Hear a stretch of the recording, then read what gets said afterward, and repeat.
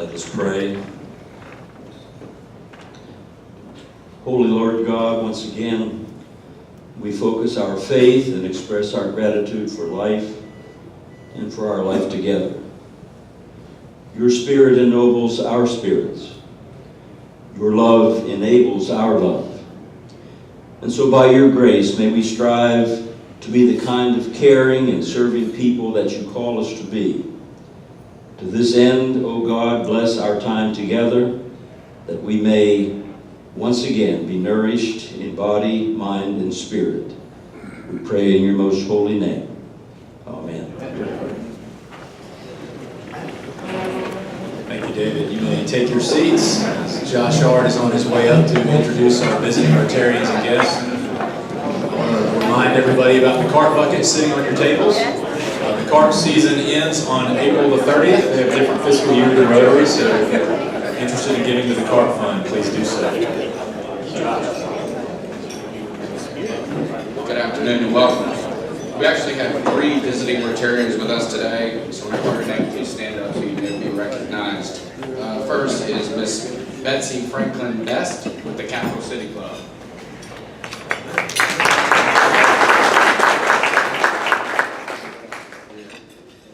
Secondly is Michael Otis with the Columbia East Club. And also Mr. Emerson Smith with the 5 Points Club. Any other visitors in the audience?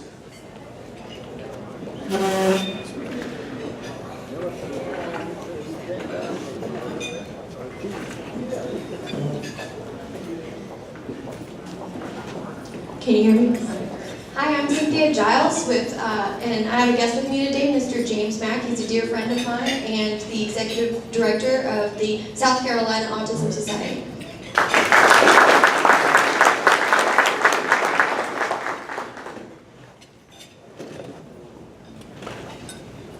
I'm Ann Walker, the Austin Wilkes Society, and I'm pleased to have as my guest today Anthony Padgett, who is the relatively new CEO of ETV. And he comes to us from the Georgia area, most recently, and he was a Rotarian in Georgia, and prayerfully he will be a Rotarian here in Columbia. So please help me welcome Anthony.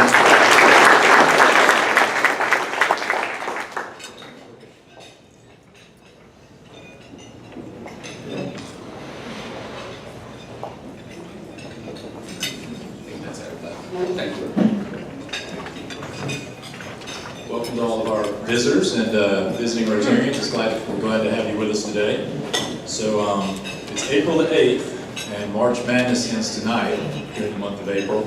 How many of you have Virginia in your final? We have a bunch of people that pick Virginia to go all the way. Very good, very good. Okay. Good luck if that's who you've got winning it all. How many of you have Texas Tech? Yes. Emerson's got Texas Tech. Okay. Good luck to you all. Karen Blackman, I can't see Karen, I know she was up front. Here she is. Karen's on her way up to offer health and happiness for us.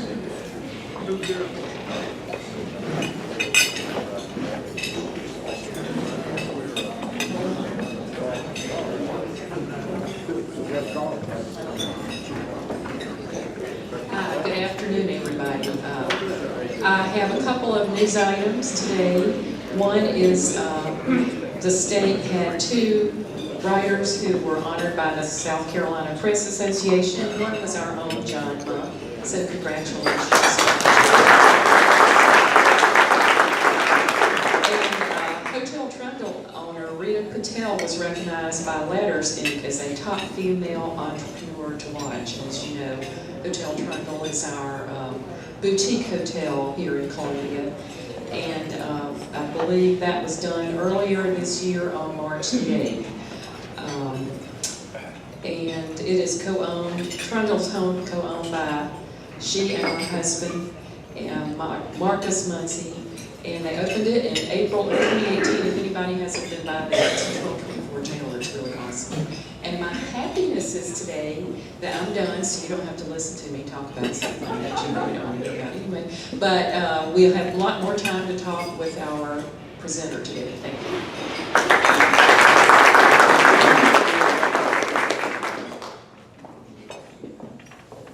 Short and sweet. Save a little bit of time for to talk more bocce news. Where's Andy Shane? I saw he had a purple shirt on. Andy and Margaret Clarkson. Andy and Margaret are on our Bocce Bash committee, and the next part of the program is theirs to talk a little bit about what some of the club's needs are and to inform you of our exciting fundraiser coming up on the 27th. Okay, so on everybody's table, you've got a little flyer that reminds us of the date, which is April 27th, which is a Saturday. So we need to be there at 9 o'clock. And the update on where we are, we're doing just amazingly well because, of course, we've had Stevens in leadership and we've had Blake and we've got this very dynamic committee. So we've got 49 teams signed up, and I signed 2 up out there, so now we're at 51 teams, which is just rocking. That's over. So if anybody can do the math, I think that's like 210 people.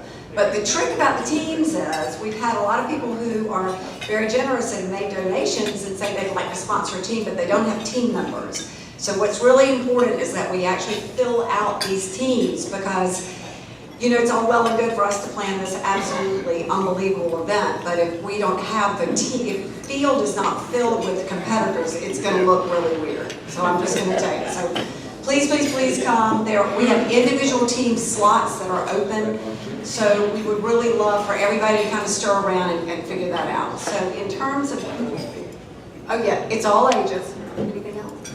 All ages. Bring your ID. You can drink free beer. That's really important. So you need to also make sure that we have your team members' names and their t-shirt sizes. So let's go on and get that in, and as soon as you can, to start to round those people up. Also, you can come up with a really fun name for your team.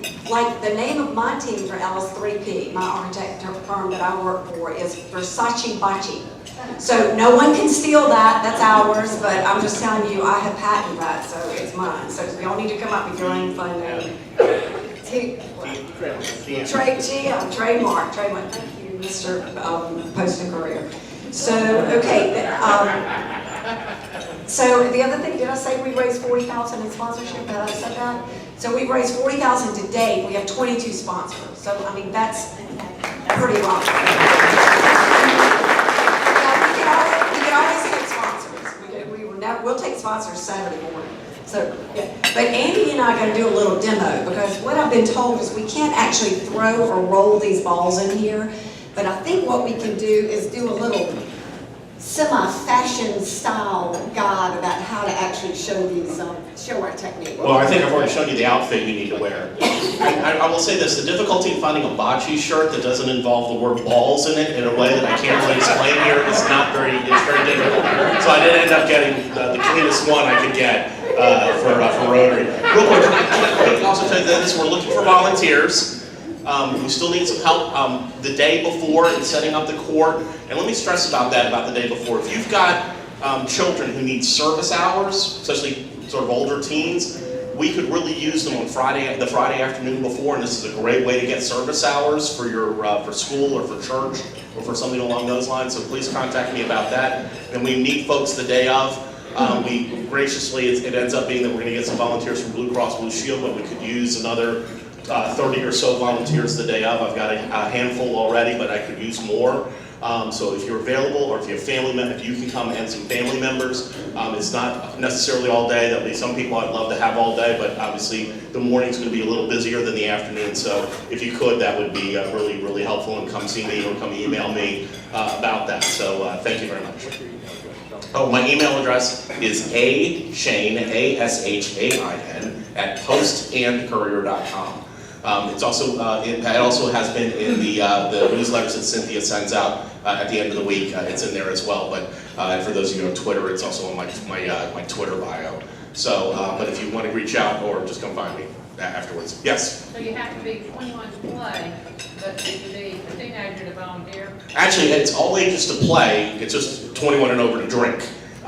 So we're gonna have, and again, also if you volunteer, you get the same things as the players: a T-shirt, lunch, and beverages, including those that are appropriate for those of us who are 21 and over. Okay, so you don't have to be 21 to play. That's correct. So that, again, so in filling those spots, if you've got you know, children. Children they or can put- grandchildren they or can put- neighbors or friends, Andrew? So I volunteered recently, but I did that because I'm lazy and I didn't want to put together a team. Do you need players? Do you need volunteers? Do you need both? Can we do both? Well, am I fighting you for volunteers now? No, I mean- no, I think for both. I mean, I think if you can, I mean, if you have people who want to play, we have spots for them to play, and then if, you know, once those are taken up, then we can use them as volunteers, right, use both. But either way, whatever they want to do. Some people might want to play, so we have spots, some people might rather just spend a few hours being judgmental about how people throw balls. And that's the big thing as judges that we need on game day. So, and again, the other thing to help pitch folks is that we're going to be in the outfield at Segra Park, the same outfield that Tim Tebow tried to catch fly balls in. You know, obviously it's just a lot of fun that I think in a real interesting place. Okay, so now we're going to model. I'm going to do the female version of how to throw a bocce ball, and Andy's going to do the male. I don't know if I want to be associated with this. Oh my God. Okay, I think, okay, Andy, I think. I gotta watch this. So are you going to wear a skirt? I was thinking about wearing a skirt. I'm not wearing a skirt. I'm hopefully going to. The other thing is we gotta stay hydrated, so that's the big thing. Oh, that's really important. So I think that you hold this, you keep your eye on the ball, that's what my dad told me, and then you run as fast as you can, you throw it as hard as you can, and you don't hit anybody. Well, that's the real thing. We don't want to hit anybody because we don't want to lose any members of the club or anger anybody out of this thing. But you know, I think the big thing is the Polino, which is actually Italian for cue ball apparently, and that's the big thing that you're aiming at. That's the kind of the hole in the cornhole or the stake and horseshoes that you're aiming at. And I think the one thing to think about also is, of course, we're going to be in the outfield, the sacred spot for the baseball for the future Mets that play at Segra Park. So the big thing is not to sit here and chuck it up, you know, and that kind of thing. You want to roll it along. It's going to be on grass, so you're going to have to put a little oomph on it. And as I said during my Health and Happiness a couple weeks ago, this thing is the real deal. This isn't what you play on the beach. If you haven't had a chance to pick one of these up, feel free to come by afterwards, or obviously we have them out at probably the next Rotary. But you know, I think for most guys, I think that you're going to be holding something, probably a beer. And you know, the whole idea is you gotta keep the beer upright while you're doing it. You don't want to spill any on the sacred outfield and have somebody slip on it the next week when they're playing hickory or something like that. So you know, you kind of the knees are going to be important. You know, keeping that eye. So you don't want to embarrass yourself by throwing the thing too close or too far. So you can just get down. And don't take forever, because obviously we're going to have like a lot of teams, and if you take a long time, it's liquid golf. So you just want to concentrate, look at it, get it as close as you can, and boom. And you know, and you'll probably roll it short because it's on grass, and not on the beach, and not on gravel like it's normally played. But I think we're going to have a lot of fun doing this, and I think you'll figure it out pretty quickly for those of you who are playing. But again, if you're in town on the 27th and want to spend some hours helping us to put this on, like I said, we could use your help, and also it sounds like we've got some great spots for folks to play with and join some groups. I remember last year I joined a group of a couple of folks in the golf tournament, had a great time meeting them and playing with them. So that's a good chance. Commentators out there. Possibly. Comment on the quality of the strokes. Maybe we can make that happen. We can make that happen. Okay, well, any other questions, by the way, while we're standing here, while we're here? Anybody? All right, nobody wants going twice. All right, well, anything else, Margaret? That's it, thanks. All right, thank you, everyone. Thank you, Andy. Thank you, Margaret. The committee has been together now for probably 7 or 8 months working on this. You heard about all those great numbers. Those did not just happen. That took a lot of work and a lot of effort. So really, like Andy said, all that's left is just to show up and have a good time. And that's the part that matters now is our participation. I want to thank Andy again. I want to thank Margaret, Blake, and all the committee members who helped make that happen. If you're on the Bocce Bash committee and you're in this room, I know not everybody's here today, would you please stand up just to be recognized by the club? Blake.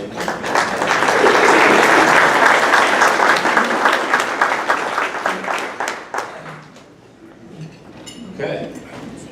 We're running a little ahead of schedule, which no one ever complained about getting out of church early, so I'm sure no one's going to complain about getting out of Rotary early if that happens. Matt Kennel is here to introduce our speaker.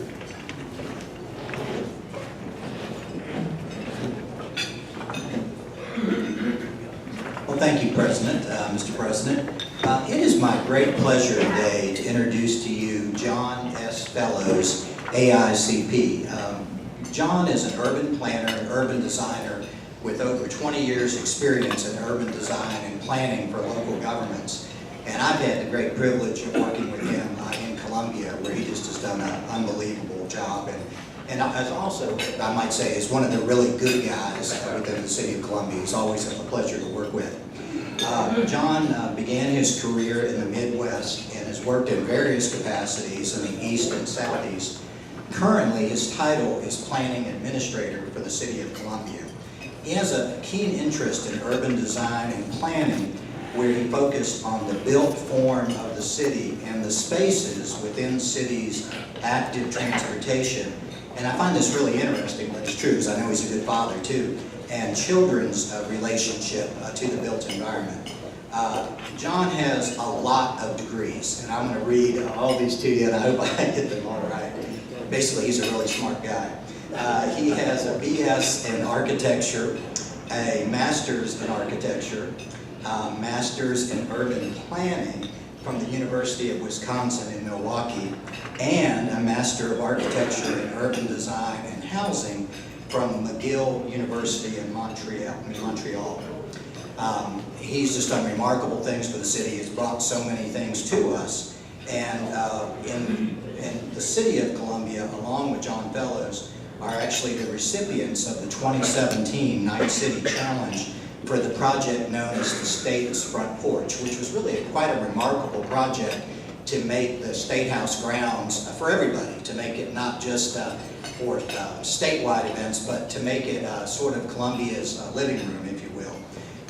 This project was otherwise known as Enjoy SC, where it was an 8-week series of public space pop-up events featuring public seating, interactive activities, and partnerships with local cultural organizations such as the South Carolina Philharmonic. I don't know if Rhonda's here today, but it was really incredible. There were performances from the Philharmonic, there were artists, there was a sweet tea day, as I recall, South Carolina Food Day. It was really just a celebration of our culture, and that was all John's idea, and just an example of many of the projects that he has brought to Columbia.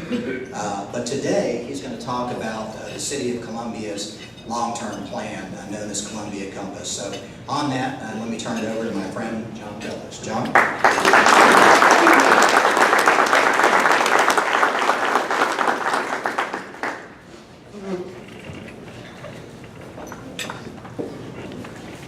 Thanks, Matt.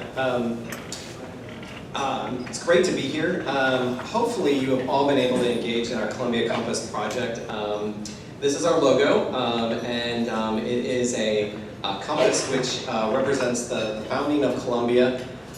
We used a compass. Compass was used when the original grid of the city was planned, and Columbia was the first planned capital after our independence. Savannah being before our independence here in North America. So we have a long history, and we're also, the compass has a symbol because it helps you find where you're going. And so our plan is to do a comprehensive plan for the next 10 years. We've been doing planning in Columbia for quite a while now. Our first plan was actually taken up back right after the turn of the century, or 1900. There was actually a business group that actually did that plan. And so we've been doing planning in various capacities for quite a long time. Let me see if I can get the PowerPoint to work here. So municipalities throughout South Carolina, both counties and cities, do comprehensive planning, and it's something that is enabled by state statutes. We are required to do a comprehensive plan if we're going to do zoning activities or housing activities or other types of activities. We're supposed to have a particular plan with strategies and programs depicted in that plan. Our last plan was adopted in 2008. This plan is for a 10-year period, but we're looking a little bit beyond that. That's why it says 2036. That's our anniversary of 250 years of being a city. And so we're kind of also pushing the limit a little bit of looking at where do we want to be at that milestone in our community. The Planning Commission, as well as City Council, has some different roles with regard to the comprehensive plan. So this plan will go to Planning Commission first, and then it will actually be adopted by City Council through a public hearing. But before that, we've actually engaged with a number of different people. I'm going to skip over this particular part. But we've engaged a lot, and so hopefully some of you in this room have actually participated in one way or another.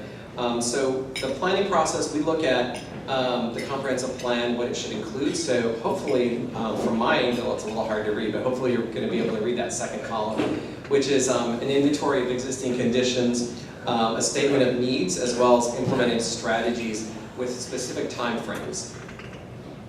And so the elements that the state statutes tell us that we're supposed to include the items up above, which include population, natural resources, land use, transportation, and community facilities, and you can see some of the other ones up there, including economic development. And then there's a last category, which is priority investment, which is really that roadmap of how are we going to get to where we want to be in 10 years. So this diagram, you can actually find it on our website, and at the end of the presentation I'll tell you a little bit more where you can find more information. But this particular roadmap, we started back in September at step 1 at the top of the map, and we're working our way down towards our step 9. We're currently at step 7, so we've had 2 large public engagement activities. We've had 2 online surveys. And right now we are at the drafting stage of the plan, so we have actually heard from the public. We've actually put some ideas out there, seeing what the community as well as City Council and others think the direction of the city should be, and now we're trying to formulate those into a cohesive set of recommendations for the community to look at in July, hopefully. And so these are the people we've reached out to. We've reached out to different advocates and employees. We've talked to a number of CEOs of businesses in the greater Columbia area, as well as we've reached out to neighborhoods with smaller neighborhood meetings. We've been engaging with our Planning Commission almost on a monthly basis through this process. And we've also reached out to City Council multiple times. So we think we're about at that 5,500 mark in terms of people that we've actually engaged with. And our fall survey, I want to dig into this a little bit, and hopefully you all like statistics, because I'm going to throw a lot of statistics and information out here from some of our surveys today. But what we've learned is that over 34 of the respondents from our fall survey have lived in Columbia for 21 years or more. You can see on the interconnecting circles there, that's a little bit of a chart that talks about people who live in Columbia, who work in Columbia, and you can see those overlaps. So you can kind of see those numbers, as well as our age distribution is the other circle. We asked people what their age is and a little bit of demographics so we could know who we weren't reaching.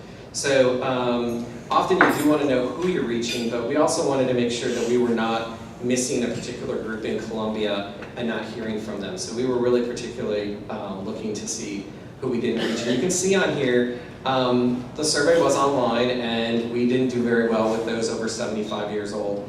Probably not surprising, but we did pick up a number of the other age groups pretty equally from that perspective. So what we've heard, so we've heard a lot of things through this process. People have been very transparent. And so what we've learned is that our values as a city, we value our neighborhoods, our cultural offerings, opportunities for engagement, protection of our cultural and historic assets, as well as walkability. And then I think the other column's a little bit more transparent. So as a city, we don't prioritize, we don't complete the things that we start, we are disconnected, we don't leverage our resources, we have infrastructure needs, maintenance, modernization, and innovation. And so those are sort of the things that in our very first survey back in the fall, those topics came up over and over and over, and so that's how it made it on the list. People certainly didn't mention other things, but they weren't the ones that came up quite often. And so those sort of started to really formulate and inform this particular comprehensive plan and some other recommendations that we'll be presenting. We also put all the words that everybody had. So we had open-ended questions, and so we just put all those words into a spreadsheet, and we developed this word noodle, which basically, you can see safe is one of the very first words that came up. Now, sometimes people mentioned that Columbia felt like a safe place, and sometimes they mentioned that they felt like the neighborhood wasn't safe. So those words can be positive or negative. People could say we were a very friendly city, or people might say we weren't, but those were the things that came up often in the open-ended questions.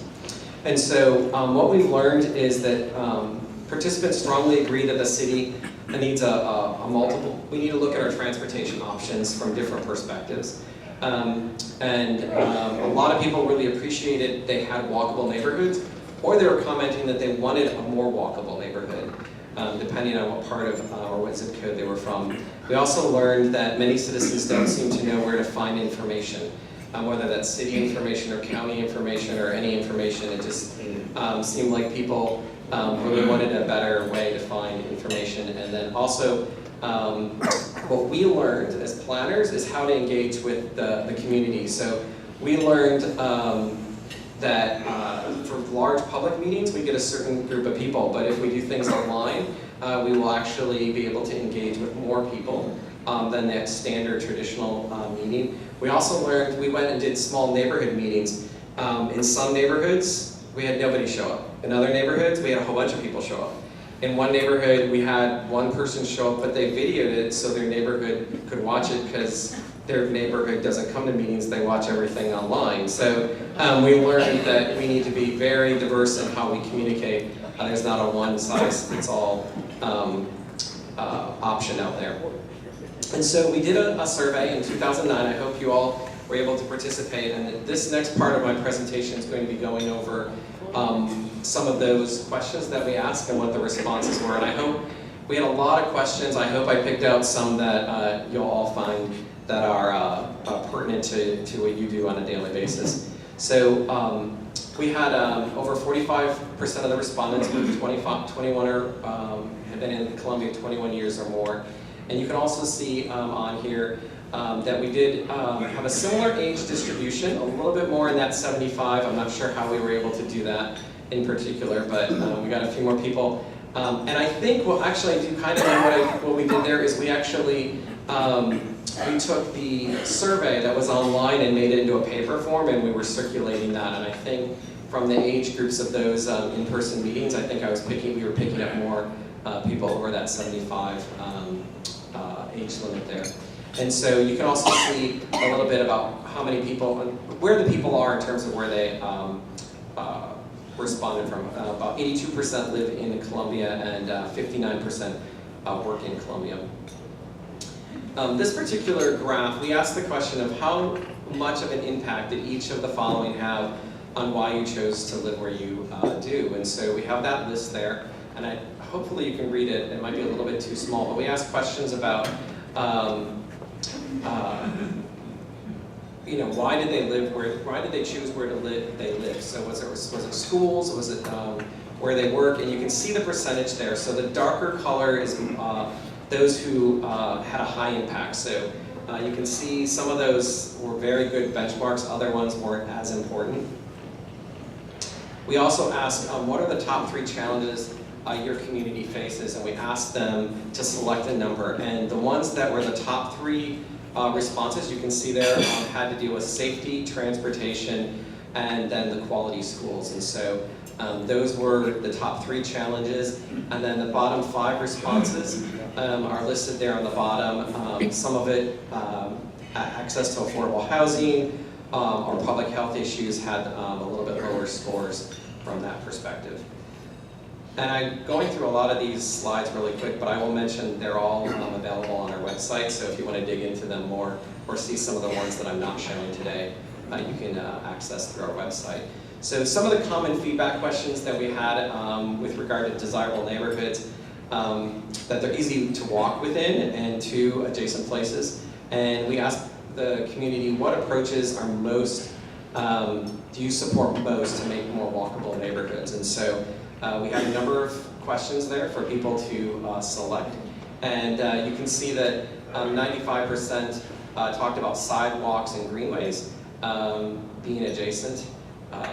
And so there was a lot of feedback from that perspective, but they all ranked fairly high. So as a planner, that gets a little bit complicated. It's a little easier when you see one question a little bit stronger than the others. And so we'll have to sort that one out a little bit.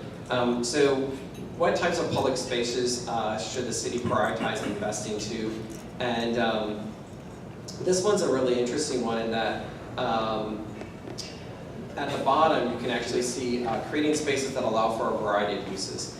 So I think what you're finding in communities and in Columbia is that people want to have very flexible spaces, and that it used to be much more traditional in city planning that you plan a space for a particular use, and that these mixed-use type spaces are more desirable. And you can actually see the types of things that people would like to see in those public spaces. So water ranks pretty high. You can also see that public space with shade also is at 19%, so we do value our shade at certain times of the year. And you actually see in Columbia, most people, if it's in the colder months, people actually would find the sun and stay in the sun. But if it's in the summer, you'll find the shade a little bit used a little more heavily. This particular question, the first survey indicated that improving multimodal connectivity was a priority for the public, assuming sufficient funds were available. And we asked the question about how should we fund some of those multimodal efforts going forward. And then this particular question, what do you believe the top challenges that businesses face in the Columbia area? And you can see our top 3 responses and the bottom, a couple of the bottom responses. And so one is attracting and retaining talent was at 60%, a high quality modern infrastructure was 48%, and the workforce skill set was also at 41%. So that was the general public. It wasn't necessarily the business community. We only track by zip code, so we can't sort that one out. But that's the public perception of some of our challenges in Columbia. And this particular slide, we asked the question about city services and infrastructure and property taxes. And I didn't bring a map, but we did a map that basically consolidated all of the non-taxable properties in the city and then made it into one sort of general symbol. And so you can really, if you go to the website, you can actually see we have a significant amount of non-taxable properties, and that puts us at a different disadvantage than some of our peer cities like Charleston or Greenville. And so we asked that question to see what the sense is from different people in the public. And then we also looked at the biggest impact on revitalizing commercial corridors. So one of the things we heard often is that our corridors need a lot of assistance, and we've heard that from different people. And the challenge is, well, how do we go about doing that? And so those are the corridors like Millwood or Rosewood or Fairfield or some of the other corridors around the city. We've done a really good job at downtown and in very specific areas, but how do we take that and move that to other areas? And so we asked that question of how should we redevelop and invest? And we got some pretty good responses, some strong ones and some other ones that we know that maybe aren't as supported. We also looked at how could we improve the experience of the user at city facilities. So we have heard a lot of conversation about people's perception of city facilities, whether that's a park or a playground, or when you come to pay your water bill. And so you can actually see here that the first one was identifying users' needs and providing them accordingly. We also heard, I don't know if I have a question in here about customer service, but we also heard a lot about customer service at the city.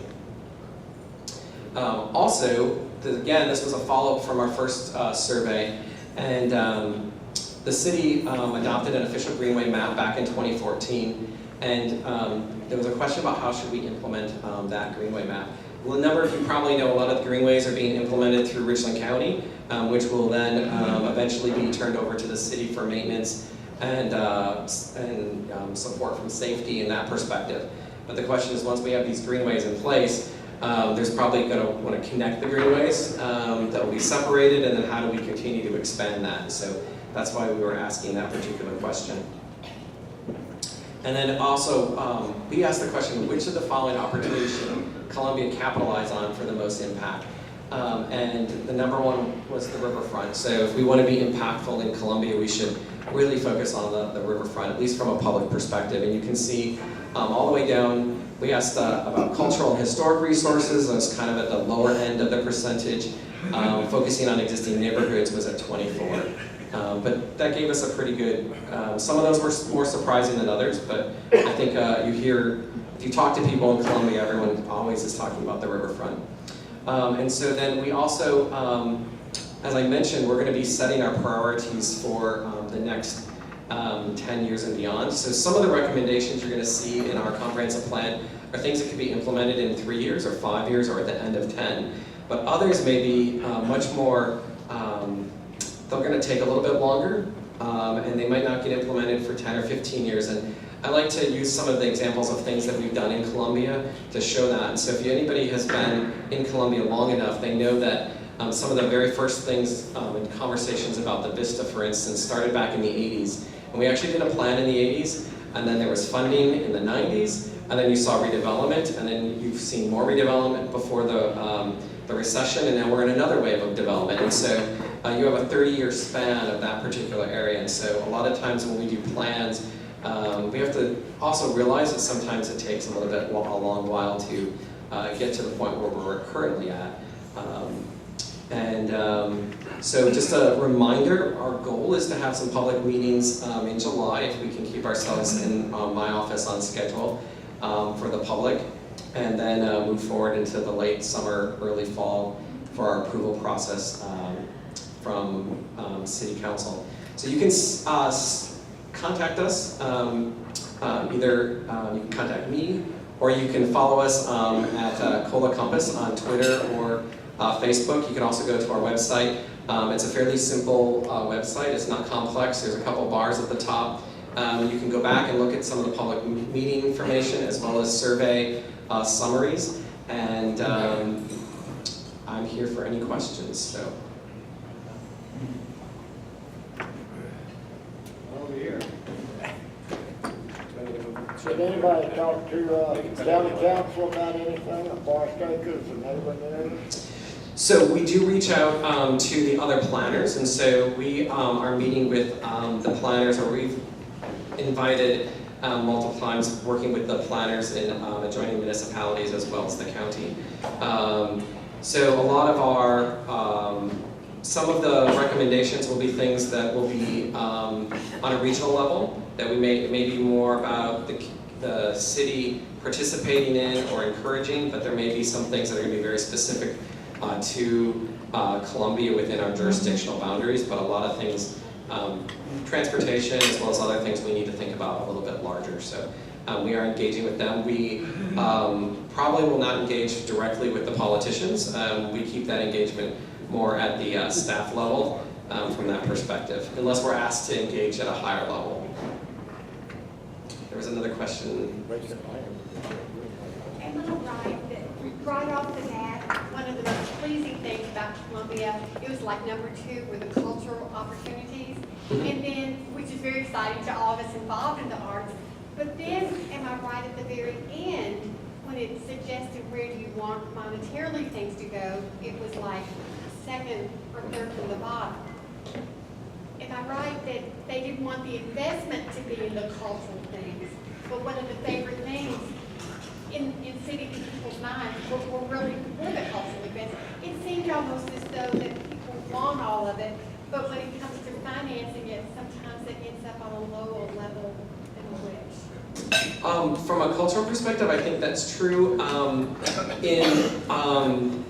One of the things that we're also doing in conjunction with our comprehensive plan is something called Amplify. That is a process for a cultural plan for Columbia, and that's being headed up by One Columbia. So part of our, we've been doing the 2 projects together, so I didn't really focus much on that particular project, but you're right, it's one of those things that commonly, and I don't think Columbia is different in this perspective, that people really do value the arts or the culture, but when it comes to funding, they don't want to fund it as much. And that's where other cities have been able to leverage other ways to fund those things. So, we fund a lot of the arts from H-tax or from the general fund, that kind of thing. But if you go and look at other cities, they actually have a lot of sponsorships and corporate sponsorships. And we've kind of been digging into that, and you know, Columbia, we're just a different, we don't have a, how do I say this? We have a lot of similar cities of similar size, but when you really start to dig into it and say, okay, well this city has 130,000 people, it must be similar to Columbia, but you start to realize that, well, there's different things that they have and we don't have, or things we have that they don't. So there's not really a one-size-fits-all model, but where I would argue possibly where that question or that answer is from the general public is they value the arts, they're only willing to fund them to a certain point, and then the question would be, how do we bring in something else other than public dollars to the table to fund those things? And maybe it's people are willing to pay when they go to those events, maybe it's not, you know, maybe it's corporate sponsorship, there's probably lots of other things out there. And so when the Amplify project is completed about the same time as the comprehensive plan, I think we'll have a better answer for your question on how to deal with that slight imbalance of that perspective. So. How do you see balancing, I keep hearing about growth on the river, how do you see balancing that between growth and the environmental impact of continuing to put asphalt and concrete in on the river where all the water runs in and all the animals? Sure, so I think there was a whole bunch of questions that I didn't bring to bring this afternoon to talk about that, but when you dig into the answers and the questions that we ask, people want to see access to the river, which doesn't necessarily mean that everything has to be paved. People have commented that they like to see a balance between riverfront development and riverfront access, and so I think there's a unique way of doing that where a lot of cities, when you look at their riverfront development, you have to actually also look at what was there before they have the new development, and so often those were industrial sites that were already impacted, they had nothing natural, they actually had to go through and do environmental cleanup. And so the unique thing about Columbia is that we really haven't ever developed our riverfront. It's been pretty natural, or the development has been very isolated, and so we have a very different model than what you might see in comparable cities. And the other interesting thing that is going to be a challenge for Columbia is that if you look at other rivers that go by major cities, they have a pretty constant water level. They will flood, but their flooding is a little different. We actually, just in a regular season, will see the water go up and down quite a bit. I mean, there's points where you can see the rocks, and there's other times where you can't see the rocks that are in the river, and then we obviously have some very large storm events, and so that's going to create a very different looking riverfront, and so I think that's where innovation and creativity might have to come into balancing those things, and so it might be, the development might be a little bit more on the higher ground than, I don't think it's going to be like, you can walk up and then be in a paved plaza and touch the water. I think it's going to be something different. Well, it seems like there's already a lot of the used. Can you repeat that again? There's already a lot on the river walks, but there's a lot of things, especially on the Columbia side around the canal, there's a lot of spaces that aren't that used. Mm-hmm. Like the amphitheater and all that green, grassy spaces that there's not used, rather than try to spend money doing something in a place that's not developed. That's one of the other things that we heard back from people about was Microphone down. So that was one of the other things that we did hear back from people was that they would prefer us to invest and spend money on our existing infrastructure than to expand and build more infrastructure. So that goes back to that priority question of we prioritize things, and I think it's very common in a community to want to have something new, or if somebody else gets something new, as a community you want to have something new, but there is this desire to enhance that amphitheater down by the river, for instance, and get more people to use it from that perspective. And there was a project, there was a Do Good Columbia project, I believe, that they actually went down to the amphitheater and they've enhanced it. So I think there's some painting and some other things that have happened down there. So if you haven't been down there, you might want to check that out. Yes, Yes, ma'am. sir. A couple questions. You said it came up of the customer service. Yes. I don't know if it was customer service because it was so great, customer service because they needed some help? With the latter. Okay.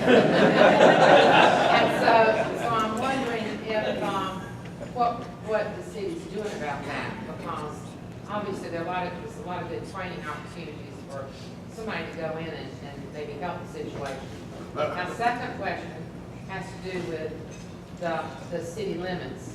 You know, when people think of the city, they still think about downtown Columbia, Vista, the Vista area, and the Five Points, et cetera, and Shannon. I believe it goes all the way out to St. Andrews, is it not? All the way to Harbison. Sure, I'll answer the second question. Let me say this. Okay. The reason I say that is because I've been here since 1950. And so when they started, we moved to St. Andrews when it was the country, and a wonderful place to live. It is not a wonderful place to live in, because everything that got straightened up and improved in the Columbia City area, in the downtown area, everybody got moved on out to the quote suburbs. And there's a whole nother conversation about all that, but the bottom line is that the neighborhoods, went to hell in a handbasket. And if you own property out there, you couldn't hardly afford it. And so I hope that the city will also pay some attention to those areas and not just the downtown area. So I'm going to answer your second question, and then I'll go back to the customer service question. So the city boundaries are very diverse.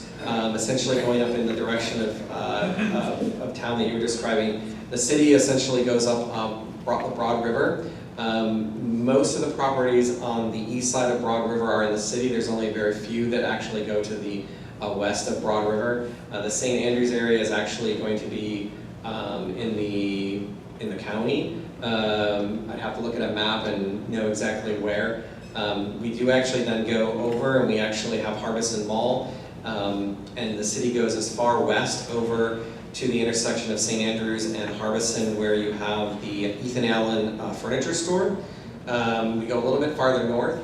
On the south side of the city, we actually go down Garner's Ferry quite a ways to one of the new developments down by the Walgreens that's down that direction. But we also go all the way up into what's considered the Wood Creek area, which is Spears Creek and Clemson Road. We're just probably a few miles, maybe a little shorter than that, to Kershaw County. So when you look at a map, the city of Columbia is very, very large, and we include all of Fort Jackson also within our city limits. So I wish I had a map to show you, but if you haven't looked at a map of Columbia, we're going in lots of directions. You can, from downtown, it could take at least 20 minutes to get to the far outskirts, and that's traveling by a highway. And will this plan include all those areas? We are looking at anything that's within the city limits,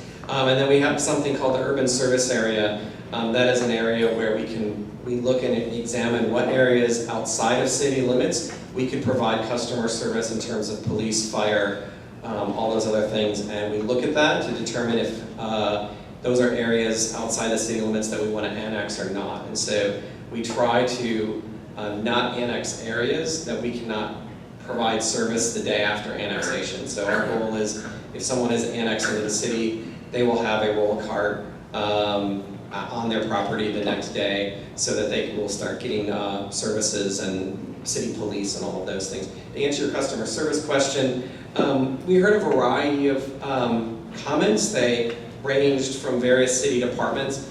One of the reoccurring comments was that people would prefer to have that frontline employee be able to make decisions, that they were frustrated that it would take 3 or 4 people above them before they could actually get an answer or a decision. So really trying to figure out what our policies are and what those answers to some of those typical questions are, so that that person only needs to get 1 or 2 people possibly. The other thing is just general customer service in terms of, I think, friendliness, that type of thing. There's also comments about when you walk into a municipal building, how are you greeted? I like to use an example. We have one park facility where I will often go to. The person who's there is very friendly, very engaging, willing to help. I've been in other facilities where the person barely says hello. And so it's really just that welcoming component that when you've gotten there, you feel like, oh yeah, I'm either with this, maybe you're a city resident, maybe you're not, but that you feel that it's that person you're engaging with is glad that you're there for whatever the topic might be. So I think I got a couple more minutes, so. About coordination of your different utility departments. Find one that's redoing a segment of road, the next week somebody comes in to redo a segment of sewer line underneath the road they just did. The two don't seem to be communicating. This happens, yes. The complexity for Columbia is that about 70% of our roads are actually owned by SCDOT. Many of those are residential streets. And so it really is not as much of it is an internal city conversation that needs to happen between our public works department and water and sewer, but it actually is also a conversation that has to engage also with SCDOT. And so they, in the last 2 years, they have started to try to coordinate that more often. The problem with DOT for a while was they had different divisions doing different things. They actually even had the problem themselves that they had the repaving department, but then they had the rebuilding, so they repaved something as a top coat, but then on a different half of DOT, they were actually designing plans to rebuild the whole thing. And so they actually ended up having to, a couple years ago, they started to put all their projects into a system that they all could share. And then now the struggle is trying to get that shared with the local municipalities so that we actually know what they're planning and we can start to get things back together. But I guess it's about a year ago, maybe a little less, maybe 9 months, we started having monthly meetings with the SCDOT local staff, with our engineering, utilities, planning. We come together for like an hour meeting to try to problem solve as well as share what is kind of happening in the next couple of months, just so that we can catch things like that. So there is some improvement from that, but it has been a problem in the past.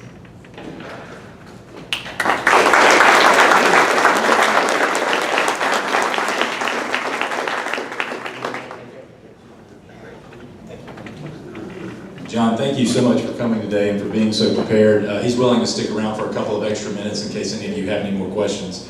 I've learned that the first rule of the Columbia Rotary Club is you finish on time as a speaker, and the second rule is you don't finish early, because then you get all these questions and some of them get harder and harder. You kind of hear the gripes coming out a little bit. I want to remind you all, we're not meeting next week on the 15th, but we will be back on the 22nd. And we have President-elect Louisa here, and she has arranged for Cindy Ross Scopey, or Scopey, I may be saying it wrong, to be here. So that's going to be another great program, and she's done a really fantastic job for us this year. So with that, we will stand and close in song.